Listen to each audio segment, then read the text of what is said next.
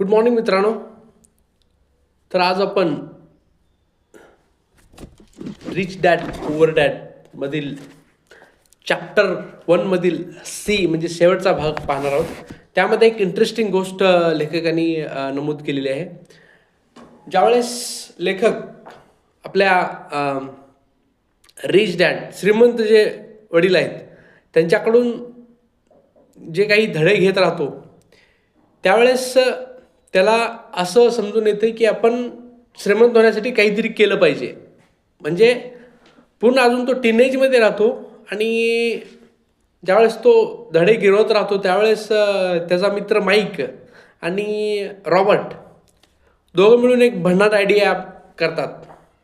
काय करतात तर आपल्या शेजारी जे आहेत तर शेजारी जितके जितके पण शेजारी आहेत त्यांना सांगतात की तुम्ही टूथपेस्ट लवकर म्हणजे डॉक्टरांनी जास्त वापरायला सांगितलं असं म्हणजे प्रसार करतात.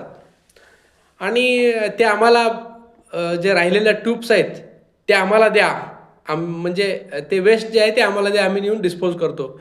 तर मित्रांनो अशाप्रमाणे ते त्यांचा पहिला धंदा चालू करतात. कुठे चालू करतात? त्यांच्या गॅरेजच्या शेजारी चालू करतात. तर ते काय करतात की ती जे ॲल्युमिनियम जो आहे ते उतरवतात आणि त्याच्यापासून नाणी, जे पूर्वी नाणी चालायचे ते नाणी पाडतात त्याच्याकडून. आणि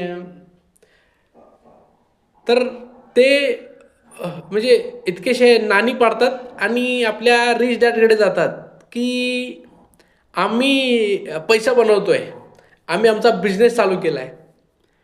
पण त्यांचे रिच डॅड हसतात की बाबा, ते म्हणतात की तुम्ही क्रिएटिव्ह आहात पण तुम्ही चुकीच्या दिशेने चालला आहे. तुम्ही क्रिएटिव्ह आहात पण चुकीच्या दिशेने चाललेले आहात. आणि पैसा हे चुकीच्या मार्गाने कमवणं हे क्राईम आहे. सो पैसा हे चांगल्या मार्गानेच कमवलं पाहिजे असं रिच डॅड एक लेसन देतात. आणि पैसा कसा काम करतो हे तुम्ही समजून घ्या आणि त्याच्या हिशोबाने पैशाला कामाला लावा असं रिच डॅड लेखकाला आणि माईकला सांगतात.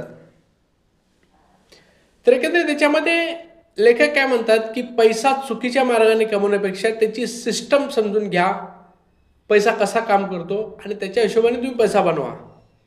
धन्यवाद.